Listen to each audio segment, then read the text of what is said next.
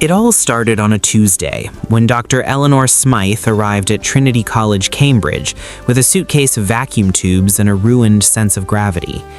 A quietly brilliant 40-year-old experimental physicist from Liverpool, Smythe had been appointed to a small research group studying acoustic resonance and early transistor circuitry.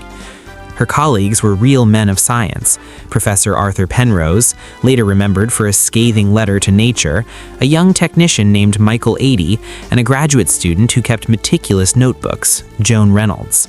None of them expected the experiment to become a civic incident. On 12 June 1961, in the basement of the Cavendish Annex, Smythe attempted what she later described as a controlled amplification of involuntary human response. The apparatus was improvised: a pair of crystal microphones, a prototype amplifier borrowed from the radio lab, and a brass horn salvaged from a theater organ.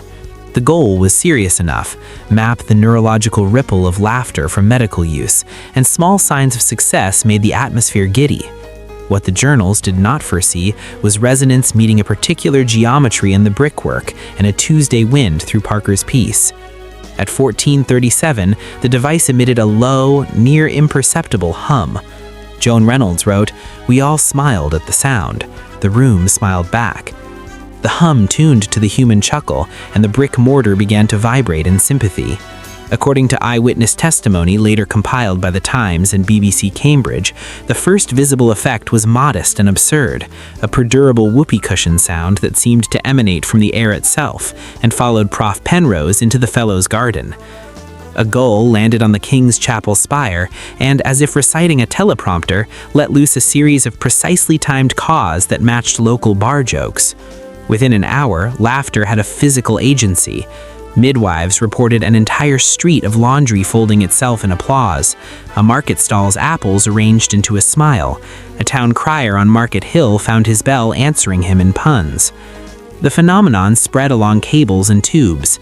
Telephone exchanges in Cambridge caught harmonic swells, and soon commuters on the 1705 to London described their ties and hats acquiring a nervous twitch and breaking into what one called unplanned choreography. The BBC, alerted by the local police, arrived with microphones and an anchor named Malcolm Hartley. Hartley began a dry report. His intonation hit a node in Smythe's apparatus, moved without her consent to a nearby van, and his voice returned to Studio London layered with laughter that would not stop at the line. Parliamentary dispatches later noted that some MPs received calls in which their voicemails had been rearranged into haiku. There were inconveniences. The university's stone gargoyles, the subject of affectionate town lore, were observed smiling for the first time in centuries. A magistrate's wig sprouted soap bubbles mid-hearing. A Cambridge blue pigeon gave a perfect, if unsolicited, stand-up routine outside the Fitzwilliam. Yet the episode was, to outsiders, mostly comic. Newspapers ran photos of Cambridge students reported to be laughing experimentally outside the Senate House. Cartoons and Punch cemented the name reporters soon adopted: the Great Cambridge Chuckle. Containment came as scientists do, by studying and then countering resonance. Smythe and her team siphoned the device's output into a dampening lattice built from library shelving and old radio resistors. They enlisted the BBC to broadcast an instructional tone that scrambled the harmonic pattern. Within 2 days, the city returned to its habitual balance of seriousness and college pranks.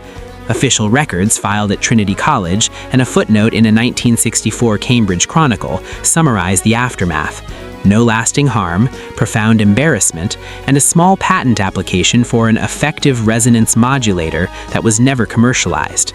Smythe later lectured in Montreal and New Delhi about accidental discoveries and the ethics of giggles as a research vector. Joan Reynolds' notebooks are now in the university archive under Cultural Curiosities.